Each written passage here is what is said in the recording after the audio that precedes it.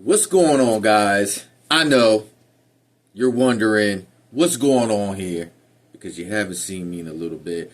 You've been seeing the Barbasian and you're wondering where he's at. Well, he's coming soon, but not here, not right now. So you have to settle for me.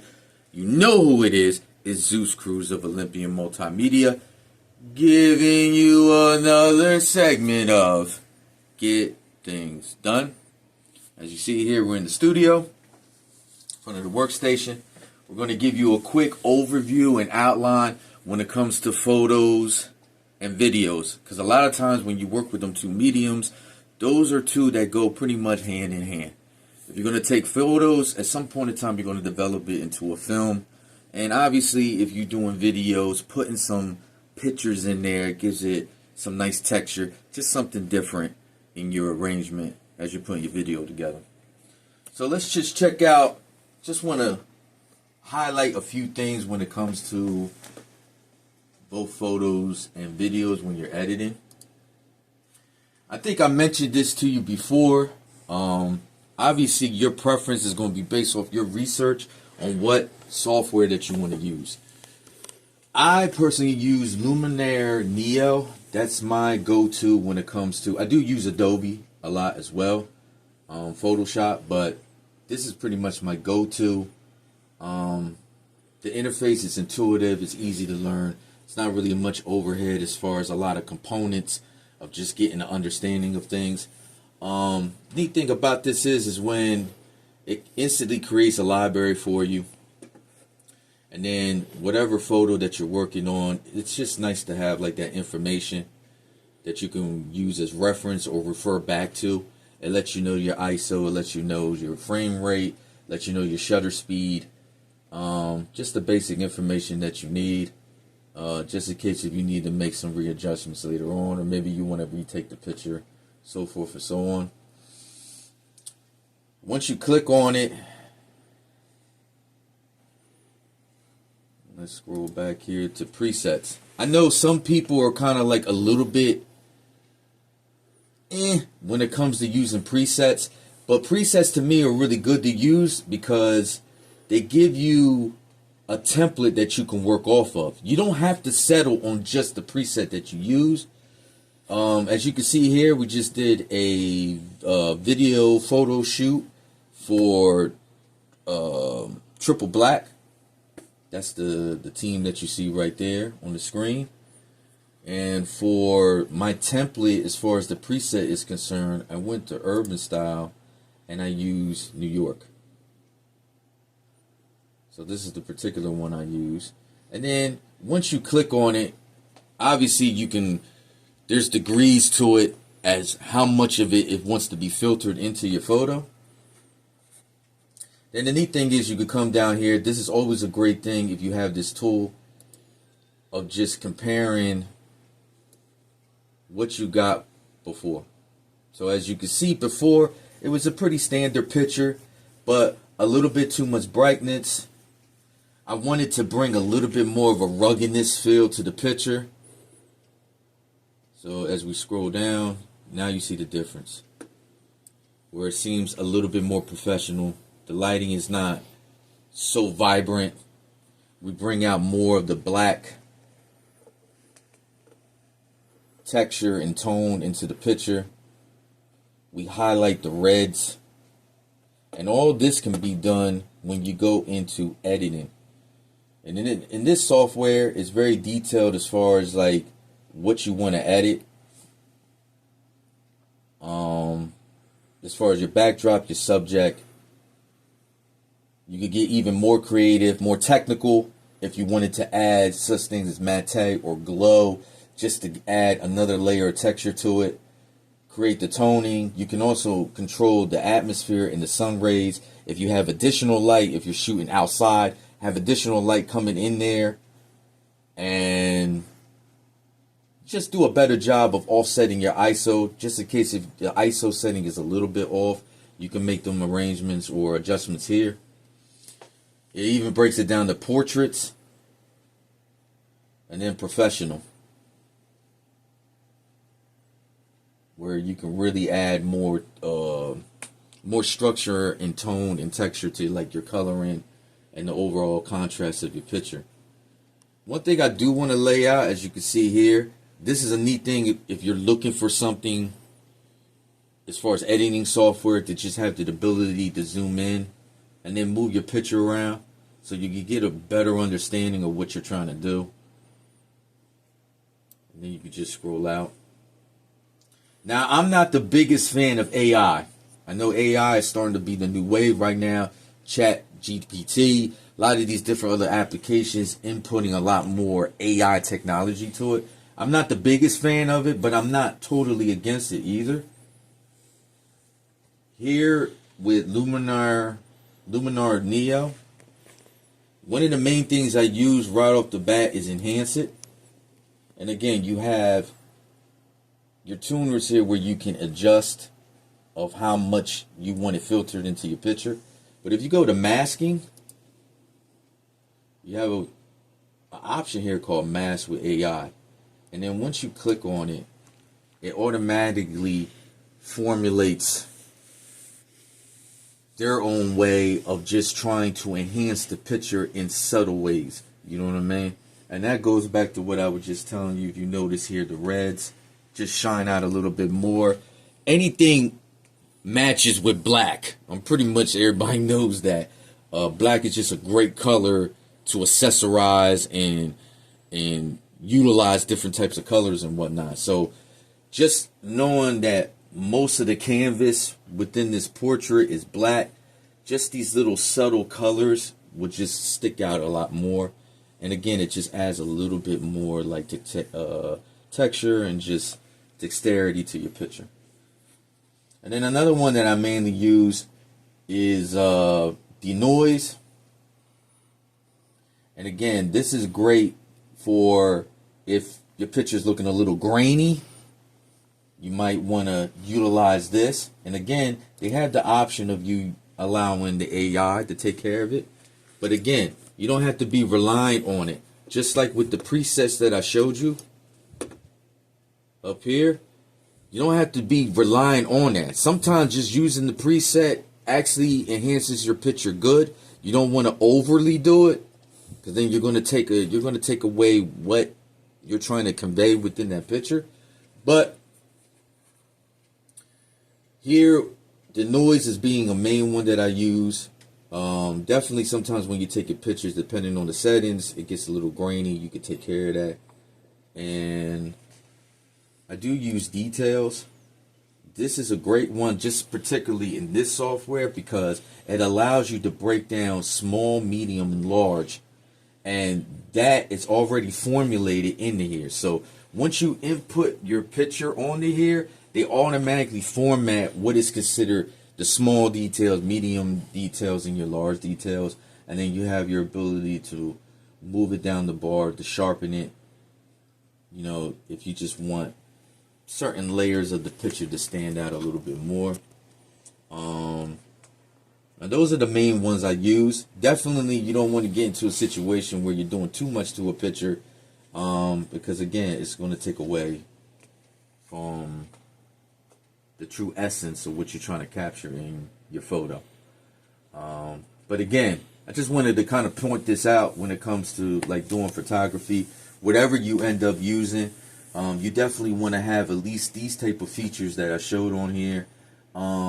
And definitely don't be scared to use presets, and definitely don't be scared to use AI. I'm just saying don't be dependent on it, because sometimes, especially with AI, you definitely don't get the results that you desire, and then that's added work on you to go back, and then you're going to have to kind of re-edit everything.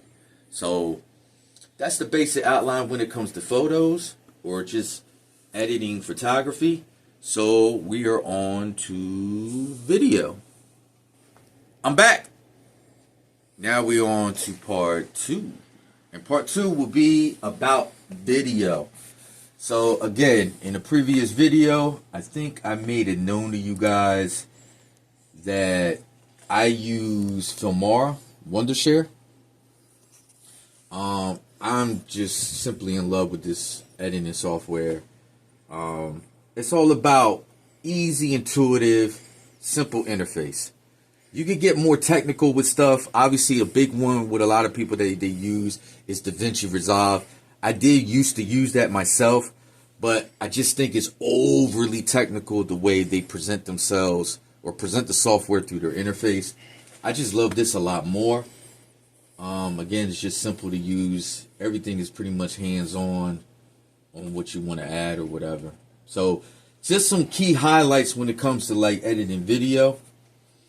You'll notice here as I start this one, this is, if you had checked out our YouTube channel, Olympia Multimedia YouTube channel, I hope you checked out our previous episode of Get Things Done. It was hosted by the great illustrious Barbasian. I think he nailed it out the box. He was the host of that segment. And this is the video here for this. And as you see, if we start playing, if you did check out the video, you would know it dealt with music, specifically when it came to like guitar playing. He is a bass player, so he was basically outlining the basics of just going about trying to learn how to play the bass. So if you are going to start with your video project, and if you're going to input an intro that leads into your video, you might want to aim towards something that kind of gives a quick illustration of what the video is going to be about. Now, you can easily just use a frame, a simple frame that starts your video, and then you could put a title on there or some type of lettering on there just to give some quick insight of what your video is going to be, and it kind of leads into that nice segue into your video. You could do that. I tend to use something like this, where you can get a little creative with the font, add the colorings, and again, give that, simple illustration of what your video is going to be about. If you notice here on the timeline, obviously you're going to go ahead and start adding some things. Usually with your video, your audio is attached to this, so it's pretty much automatic. You can see the beginning part of this video, we have some digital design. And then if you notice right there, this is a key thing that I think is important when it comes to doing video. If you notice here, we got some digital design showing someone at the drums. They're playing. It's some nice artwork, kind of obviously cartoonish, but kind of comic book-like, I guess. And then if you notice the transition that leads perfectly into showing me on the drums. I add another filter because it's a short segment. And then notice the next transition. I have the smoke with the fire, and boom, the Barbasian comes in. And this is something neat to add to your video. I think it's important to be mindful of what transitions that you use, that it coincides with the overall flow of your video. Some people tend to just add stuff in there because it's just so cool and it's so neat looking just to throw it in there. But sometimes you might be oversaturating the video, or that particular segment within your video didn't really need any kind of effects or transition. You could have just left it be. So you got to be mindful of that. And also too, if you just notice the tones and the textures within there, you need to be mindful as far as whatever filters that you add on there, that again coincides with the whole flow, because that's important too. Sometimes if you add too much coloring or you dull back too much on the coloring through these different filters that you use, you might end up again messing up your video footage. If we scroll down a little bit more, you'll notice here just another nice effect. Again, these effects should go to express certain emotions conveyed in your video. If you notice here, I got this look on my face like, what the hell is what is going on here? This thing is going crazy. You know what I mean? Like, you threw me for a loop. So it's great to express yourself or amplify that emotion by adding an effect that can kind of go along with that. As you notice, I did the the fisheye effect and kind of did the zoom in so that you could see visually my face like, oh my God, I'm in shock. You know what I mean? And then also be mindful too of how long you do the effects. So easy as you can see here using this software, you can actually click on it and then you can stretch it out as far as you want it to be. But understand that timing is important. You may not want to overindulge yourself by making it affect so long, because then people are going to be like, okay, let's move on now. I got the point. You know what I mean? So we're showing emotion, expression emotion here. And then again, you could get even more stylish with the effects as we scroll down here. And you notice right here, this is supposed to kind of show or demonstrate to the viewer he was kind of like in this crazy mode. You know what I mean? So again, just be mindful of what kind of filters that you have within your inventory or your library, and notice what can be used that can bring just enough texture or whatever, or emotion that you're trying to express, just enough that it comes out through your video. And then here's another thing too, if you scroll down,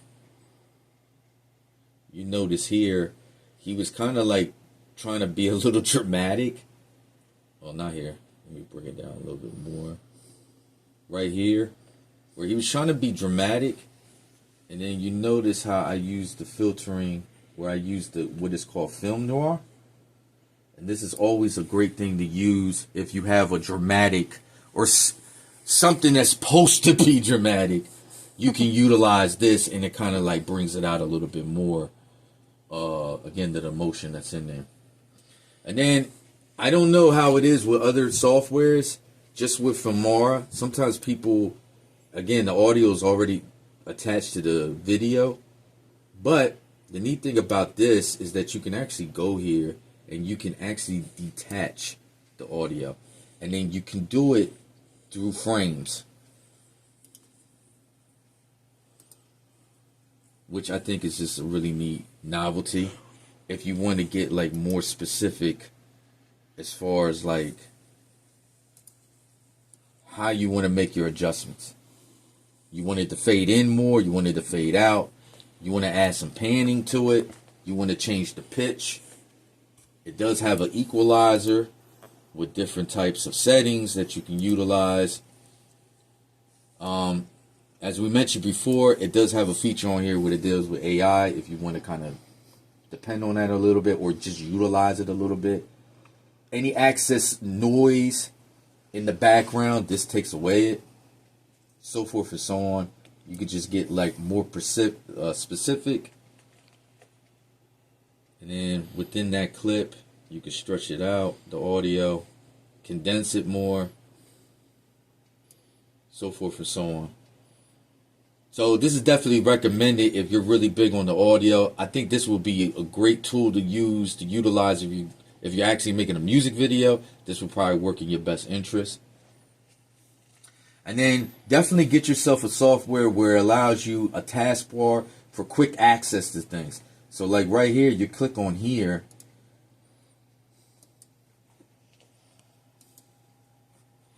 Let's press OK. I click on here. And depending on what you're clicked on or highlight within your timeline, you notice you got video, audio, color, speed, and effects. You definitely want to try to create a easy workflow type of environment within your software, within your interface. So definitely look out for something like that that allows you more easier access to different features and so forth and so on. Obviously, you got a toolbar up here that you can use as well. But it's so much better just being in the timeline. It's right at hand's reach to make the adjustments that you need. And then also too, you might want to get a software that allows you to do this. See if I can highlight it right here. And it's called snapshots. So definitely this is a great tool to use if you're going to end up trying to promote this video in some way, shape, or form. Using the photos to put it on multiple online platforms, social media platforms. It's just great that you can actually make quick snapshots of any part of your footage. And then you can proceed to use that as a thumbnail for your video if you're going to upload it on YouTube or any other type of video retrieving platform. So this is a great thing to use. I utilize it a lot. Definitely try to get yourself some type of software that allows you to do this. And then last but not least, you make your way down to the end. You definitely want to reintroduce what you got going on. You see here we got a nice little saying from the Barbasian being the one that he hosted. And we use that as your conclusion. We let it be known as an Olympian multimedia production. I think that's very important to let that be known. But also, too, use your ending credits. It doesn't have to be elaborate, but why not just use it to promote yourself? Use it as a marketing tool to address people to go, here's my Instagram, this is my Facebook, this is my TikTok, this is my YouTube channel, so forth and so on. Use that effectively. You know what I mean? As a marketing tool. And I think that's it. So I'm just so glad you guys are tuned in. I'm sorry I disappointed you that the Barbasian wasn't here, but he will be coming soon, so look out for that. Other than that, the only thing left to say is get things done. I'm gonna check y'all later.